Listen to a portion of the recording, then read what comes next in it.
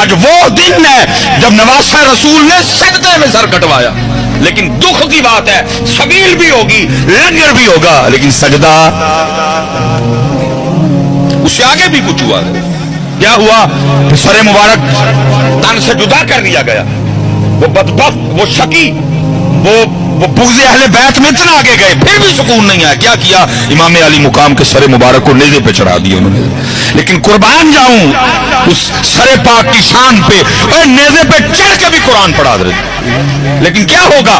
سبیل بھی ہوگی 10 محرم کو، لنگر بھی بٹے گا. لیکن دکھ کی بات یہ ہے میرے امام نے 10 محرم کو نیزے پہ قرآن پڑھا. نہ ہم مسجد میں پڑھیں گے، نہ ہم گھر میں پڑھیں گے، ہم کہیں بھی نہیں پڑھیں گے.